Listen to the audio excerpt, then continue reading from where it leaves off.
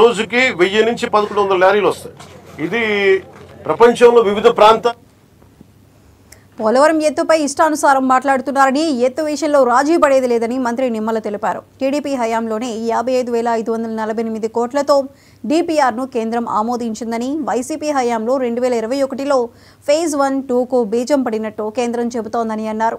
ఎత్తు తగ్గింపు, diaphragm wall విధ్వంసం జగన్ పాపమే అని ప్రతిపక్ష నేతల విమర్శలు అర్ధరహితమన్నారు మంత్రి నిమ్మల.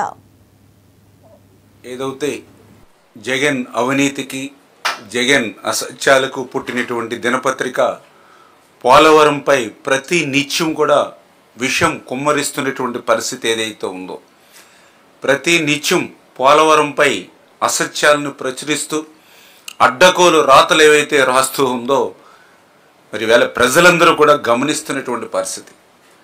ఏదైతే 2019, 2024 5 సంవత్సరాల జగన్ పాలనలో విధ్వంసానికి బలైనటువంటి పోలవరం ప్రాజెక్టుని మళ్ళీ చంద్రబాబు నాయుడు గారు పునర్నిర్మాణానికి శ్రీకారం చుడుతూ ఉంటే తట్టుకోలేనిటువంటి, సహించలేనిటువంటి మనస్తత్వంతో ఇటువంటి విషపు రాతలు, విషపు బీజాలు ఈరోజు వారి యొక్క అవినీతి అసత్య పుట్టిక దినపత్రిక మరి నాటుతుందనే విషయాన్ని కూడా ఈ సందర్భంగా తెలియజేసుకుంటూ ఉన్నా.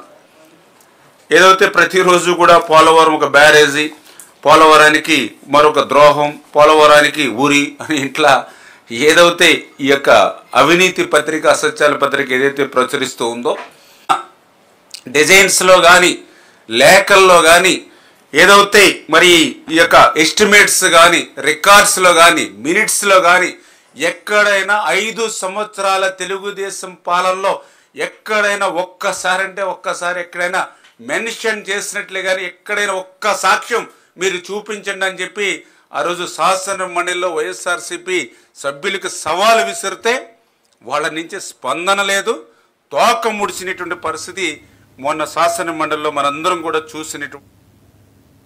చంద్రబాబును అదానీ కలిస్తే